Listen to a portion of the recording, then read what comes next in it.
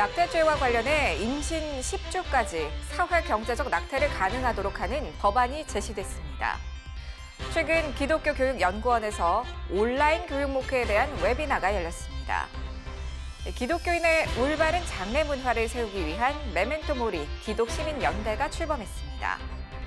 최근 주 대만 한국선교사 연합회가 대만 전역의 한인 선교사들을 대상으로 체육대회를 열었습니다.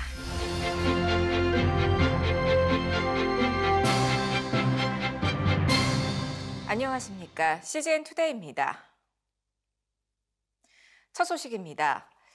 태아도 생명이다를 주장하며 낙태법 존치를 요구하는 행동하는 프로라이프가 정부의 입법안과 여당의 입법안에 맞서는 대체안을 제시했습니다. 어떤 내용이고 어떤 근거를 갖고 있는지 김현정 기자가 취재했습니다. 임신 14주 이내의 임의 낙태와 24주 이내의 사회 경제적 사유에 따른 낙태를 허용한 정부안. 낙태죄를 전면 폐지하고 인공 임신 중절 수술의 허용 한계 규정을 삭제한 더불어민주당 권인숙 의원안. 이 두 안에 맞서는 또 다른 낙태죄 관련 법안이 제안됐습니다. 행동하는 프로라이프는 최근 엄마와 태아가 모두 행복할 수는 없을까를 주제로 1차 세미나를 개최했습니다. 나라가 아무리 그렇게 낙태를 권장하더라도 교회에서는 아니다. 태아는 생명이다. 낙태는 살인이다. 이 땅에 충만하도록 자녀를 낳는 것이 가장 큰 복이다. 하나님의 뜻이다. 우리는 소리를 내야 됩니다.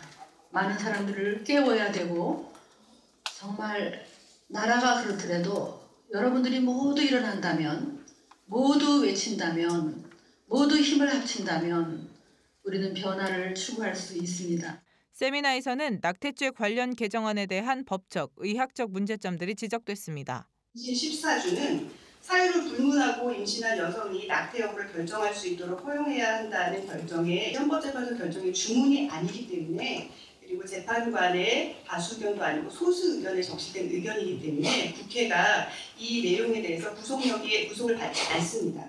의학적으로도 보면 임신 20주 이전을 유산이라고 하고 불가피하게 나오는 얘기들을 정의할 때 20주 이후를 조산이라고 얘기합니다. 무슨 말이냐면 20주 이후는 분만을 얘기하는 겁니다.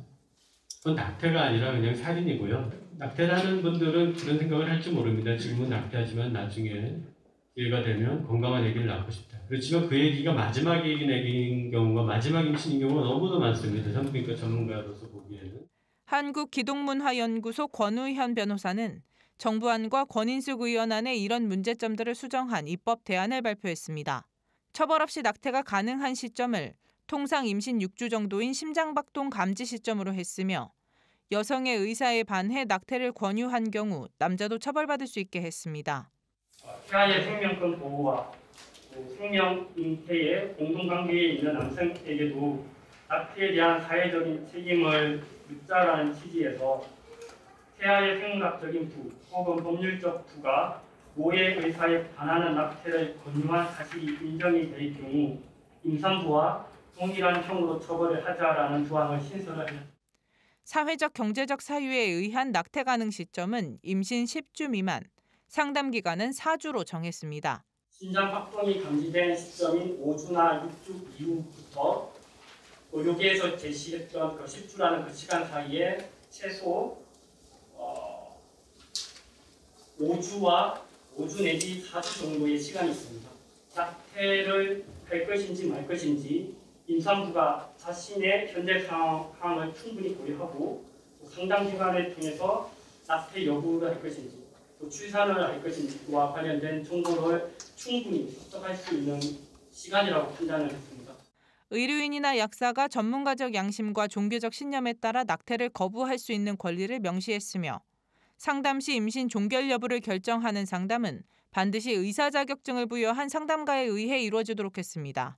지금 정부가 추진하고 있는 낙태를 권유하는 상담이 아니라 낙태가 아니라 출산을 장려하는 상담 기관이 될 수 있도록 모자보건법을 조금 강화하는. CGN투데이 김현정입니다. 최근 기독교 교육연구원에서 포스트 코로나 시대를 대비해 2021년 교회교육 정책 웨비나를 개최했습니다. 오프라인뿐 아니라 온라인으로 확장하는 온라인 교육 목회의 필요성과 실제 사례에 대해 알아봅니다. 주준화 기자가 보도합니다. 최근 서울 광진구에 위치한 기독교교육연구원에서 온라인 교육 목회를 디자인하라는 주제로 웨비나가 열렸습니다. 교회들이 앞으로 교회 교육을 어떻게 해야 되지? 당장 다음 주는 어떻게 예배드려야 되지? 이러한 고민을 수십 년 만에 정말 진지하게 하게 된 것이지요. 앞으로 우리 한국 교회의 많은 지역 교회들이 교회 교육을 세워나갈 수 있는 그 대안과 모델을 좀 마련할 수 있도록 돕고자. 이번 웨비나를 통해 전문가들은 다음 세대에 대한 온라인 교육 목회의 필요성에 대해 공감을 표했습니다. 장신대 신영섭 교수는 온오프라인 목회가 양자택일이 아닌 융합되어져야 한다고 말했습니다. 신 교수는 미국에서 온라인 사역을 가장 잘하는 곳으로 엘리베이션 교회를 소개했습니다. 분명히 온라인인데 그 안에 오프라인 사건을 만들어요. 선생님이 나와서 우리 아이들과 같이 너 한 주 어떻게 지냈니? 오프라인으로 그 삶을 나누면서 온라인으로 예배 전에 우리 공동체를 묶고요. 이 팸이라고 해서요. 우리 집 근처에 있는 가정 두세 가정이 묶이는 거예요. 같이 예배드리고 같이 성경 공부하고 같이 쉐어링하는 겁니다. 이번 웨비나에선 한국에서 실제 운영되고 있는 온라인 목회 사례도 다뤄졌습니다. 이번에 소개된 사례들의 공통점으로는 세대 통합과 가정 등을 찾을 수 있습니다. 광주제일교회 권대원 담임 목사는 세대 구분 없이 그리고 가족이 모두 함께할 수 있는 다음 세대 예스 캠프를 소개했습니다. 교회에 모일 수 없으니까 모두가 함께하는 열려있는 캠프인데 온 세대가 함께합니다. 그러니까 뭐 유년부, 소년부 이런 거 따로 하는 게 없고 온 세대, 중고등부까지 같이 움직이는 캠프의 형태를 만들었고 이 밖에도 캠프에서는 우리 가족 신앙 세우기, 마음 전하기 등의 미션이 주어지며 온 가족이 함께할 수 있는 프로그램이 마련됐습니다. 꿈 있는 미래 주경훈 목사는 가정이 다음 세대 자녀들에게 미치는 영향력을 고려할 때 교회와 가정이 하나 되어 의미 있는 교육 활동을 해야 한다고 전했습니다. 맨 안에 있는 원을 보시면 맨 안에 원, 유아기, 아동기, 청소년기, 청년기가 있어요. 이들이 흔히 말하는 다음 세대죠. 우리가 교육 그러면 여기에만 집중되어 있어요. 근데 여러분 생각해 보세요. 유아기의 아이가 혼자 크나요? 유아기 위에 신혼기의 부모님이 건강하셔야 유아기 아이가 건강히 자라는 겁니다. 그러니까 유아기 아이를 위하여 신혼기에 있는 부모를 교육시켜야 돼요. 주 목사는 이 같은 교육 활동의 실천을 위해 세대 간 다른 교육 커리큘럼 등을 하나로 묶어내는 세대 통합 교육 과정이 필요하다고 강조했습니다. CGN 투데이 조준하입니다. 죽음, 장례. 우리에게 멀게만 느껴지는 단어들이죠. 하지만 우리 생활에 밀접해 있기도 한데요. 기독교인들에게 죽음은 과연 어떤 걸 의미할까요? 우리 기독교인들은 죽음에 대해 어떻게 생각하고 준비해야 하는지 알아봤습니다. 임성근 기자입니다. 죽음의 성찰과 생명 회복의 길을 모색하기 위해 메멘토 모리 기독시민연대가 이달 초 출범했습니다. 라틴어로 죽음을 기억하라는 의미인 메멘토 모리는 죽음과 상장례 등 개인사로 치부돼 소외된 목회적 돌봄을 반성하고 이를 개선하기 위한 시민운동입니다. 권영걸 전 서울대 교수, 김형석 전 연세대 교수, 하태경 국회의원, 부산수영로교회 이규현 목사 등이 발기인으로 참여했는데 이는 목회자뿐 아니라 학계, 경제계 등 일반 평신도들과 함께해 전 교계로 확산시키기 위해서입니다. 사람이 살면서 삶의 자리에서 죽음을 들여다보면 한없이 슬픈 거잖아요. 그러나 거꾸로 죽음의 자리에서 삶을 들여다보면 삶은 한없이 아름다운 거란 말이에요. 죽음을 되살려 놓을 때 비로소 우리는 살아있는 것의 의미를 알지 않을까. 더더군다나 코로나19가 우리에게 가르치고 있는 교훈들이 너무 많은데 상장례와 죽음에 대해서 끊임없이 우리를 일깨우고 있는데도 우리가 더 이상 외면하면 안 되겠다 이런 생각에서 이제 시민연대로 발족하게 됐습니다. 2010년 영국 이코노미스트가 발표한 죽음의 질 지수에서 한국은 OECD 회원 40개국 가운데 최하위에 가까운 32위를 기록했습니다. 5년 뒤 의료기술 발달로 18위로 오르긴 했지만 여전히 낮은 수치를 보이고 있습니다. 메멘토 모리 기독시민연대 상임대표를 맡고 있는 송기론 목사는 죽음은 더 이상 기피해야 할 주제가 아니며 죽음을 통해 삶의 의미를 살려야 한다고 모임의 취지를 소개했습니다. 내가 죽는다는 생각은 전혀 안 해요. 그러니까 늘 우리 속에 삶에 대한 어떤 의욕을 갖고 산다고 하지만 정작 우리는 삶이 무엇인지 모른 채 살아가고 있지 않나. 이런 점에서 내일 나에게 죽음이 찾아온다면 나는 오늘 하루를 어떻게 보낼 것인가. 그래서 우리가 다시 한번 이 죽음을 통해서 옷깃을 여미고 나는 준비된 사람인가. 이것이 확인될 때 우리가 참 신앙인으로 산다는 생각을 하게 되죠. 송 목사는 교회가 죽음을 이야기하는 것을 기피하고 죽음에 대한 교육이 이루어지고 있지 않다는 점에 아쉬움을 표현하며 성경에 나와 있는 수많은 죽음에 대한 교훈을 삶의 자세에 반영해야 한다고 말했습니다. 그는 초대교회에서는 나그네라는 표현을 많이 사용했는데 이는 초대교회 성도들에게 이 세상의 죽음이 끝이 아니라 자신의 집으로 돌아갈 것을 알기 때문이라며 이에 대한 교육이 중요하다고 했습니다. 또 그동안 상장례가 개인사로 치부되어 왔지만 이제는 목회적 돌봄의 영역으로 확장시켜야 한다고 말했습니다. 장례식 가볍게 볼 일이 아니죠. 근데 요즘 장례식은 그저 염습쟁이에 의해서 끌려가는 목사님조차도 너무 무기력해진 상황이잖아요.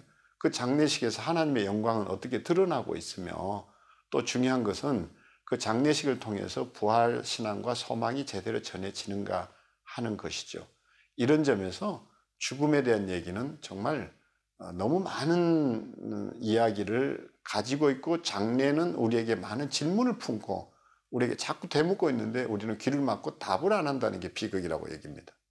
메멘토모리 기독시민연대는 앞으로 죽음 교육, 엔딩 플래너 작성, 해피엔딩의 상장례 등 치유하는 죽음과 관련한 운동을 펼칠 예정이며 출산 휴가와 같은 임종 휴가의 법제화도 계획하고 있습니다.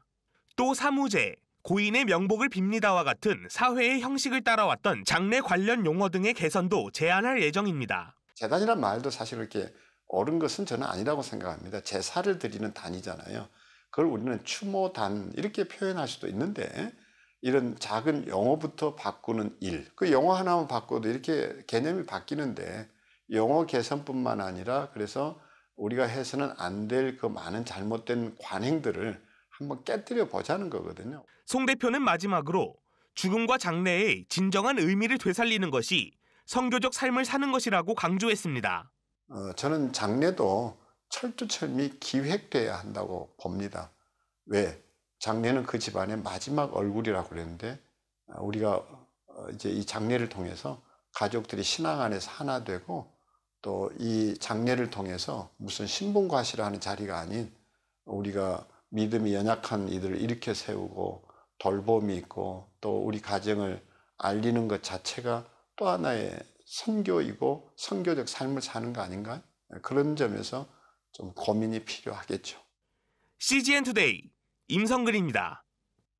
최근 주 대만 한국선교사연합회가 주관한 체육대회가 대만 중부 지역 타이중에서 열렸는데요. 대만 선교사들이 만남의 즐거움은 물론 힘든 사역 가운데 서로의 어려움을 나누고 서로를 위로하며 격려하는 시간을 가졌습니다. 대만 CGNTV에서 전해온 소식 조준화 기자가 전합니다. 넓은 경기장 위에서 여러 세대가 함께 어울려 열띤 축구 경기를 합니다. 선수들이 골을 넣지 못할 때마다 경기장 밖에선 아쉬움의 탄식도 흘러나옵니다. 최근 대만 중부 지역 타이중에서 대만 한인 선교사들을 대상으로 체육대회가 열렸습니다. 영문교회 이진희 담임 목사는 개회 예배 설교를 통해 무엇을 하든지 주님께 영광이 되는 선교사가 되기를 당부했습니다. 어든지 마시든지 무엇을 하든지 하나님께 버려 칭찬할 만한 가치가 영광입니다. 모든 영광은 하나님의 것입니다. 내가 탈취할 수 없고 모든 영광을 하나님께 돌릴 때 내 임무를 합니다. 코로나19로 인해 이번 체육대회는 예년보다 적은 180여 명이 참석했지만 모두가 함께 즐길 수 있는 프로그램들이 준비됐습니다. 농구, 피구, 축구 등 운동뿐만 아니라 아나바다 장터 등의 나눔도 진행돼 다양한 교제회장이 마련됐습니다. 우리 체육대회는 우리 연합에서 가장 중요하게 여기는 이 연합 행사입니다. 그래서 친교와 또 만남을 통해서 위로도 받고 또 새 힘을 넣는 아주 중요한 행사 중에 하나입니다. 오래간만에 우리 대만에 계시는 전국에 계시는 선교사님들 만나니까 너무 반갑고 선배 선교사님들도 뵙고 또 갓 들어오신 선교사님들도 뵙고 그러면서 서로 교류를 나누니까 정보도 나누고 좋은 정보들 나누고 이처럼 현지 선교사 간의 교류는 새롭게 정착해 사역을 시작하는 선교사들에게도 큰 도움이 되고 있습니다. 특별히 최근에 교회를 개척하는 부분에 있어서 여러모로 조언도 듣고 또 기도도 해주시고 해서 큰 힘이 되고 있고, 그래서 이곳에서 사역하는 부분에 있어서 많은 부분들의 앞으로 나아갈 그 방향성들을 잡을 수 있게 되었습니다. 예년과 달리 올해는 연합회에서 선교사들의 자녀 MK들을 위한 행사도 준비했습니다. 한국에 있는 많은 사람들이 해외에 나가서 공부하고 있는 MK들이 부러워한 부분도 있지만, 그러나 현지에서 생활하는 아이들이 스트레스를 굉장히 많이 받고 타문화 속에서 살아남는다고 하는 부분이 어려워요. 처음에 왔을 때 이렇게 적응하기가 되게 막 언어 차이도 있고 문화 차이도 있고 해서 막 적응하기가 되게 힘들었는데, 좀 지내다 보니까 되게 이곳이 되게 좋아지고 해서 괜찮아요, 이제는. 선교사 자녀들 사이의 만남은 대화와 공감 형성을 통해 서로에게 위로와 힘이 되며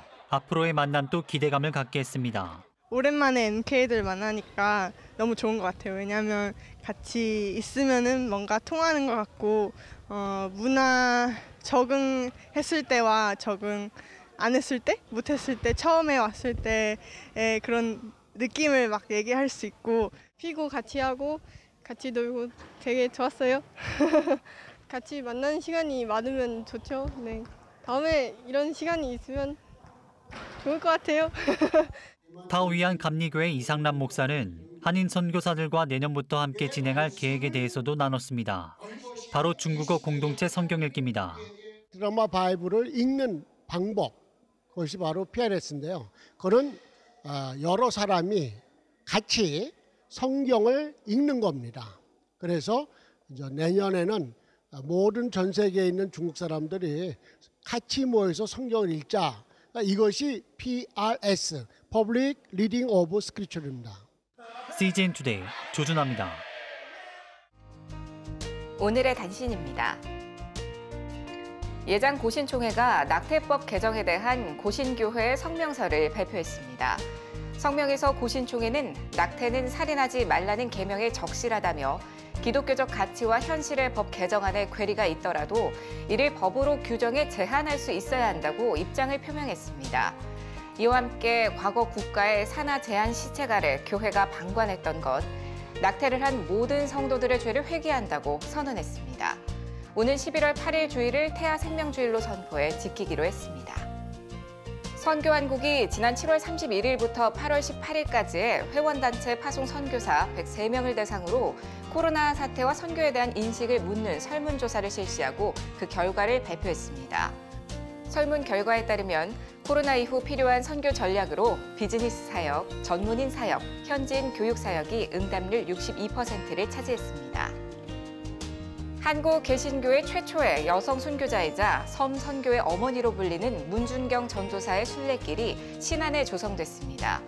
문준경 전도사 기념관에서 출발하며 기도터를 경유해 상정봉 정상까지 약 0.6km에 달합니다. 박우량 신안군수는 이 작은 순례길을 걸으며 누구나 문준경 전도사의 숭고한 순교의 의미를 사색하고 기도하는 시간을 갖길 바란다고 말했습니다. 미국 워싱턴 포스트에 따르면 최근 프란치스코 교황이 동성 커플도 법적 보호를 받아야 한다고 공개적으로 밝혔습니다. 하지만 이는 전통 가톨릭의 입장과 배치되는 것으로 프란치스코 교황의 전임자인 베네딕토 교황은 동성애에 대해 본질적인 도덕적 악이라고 규정한 바 있습니다. 세상이 멈춰도 복음은 멈출 수 없습니다. CGN 투데이는 더 넓게, 더 지혜롭게 세상에 바로 서고자 하는 그리스도인들을 위한 눈이 되겠습니다. 시청해 주셔서 고맙습니다.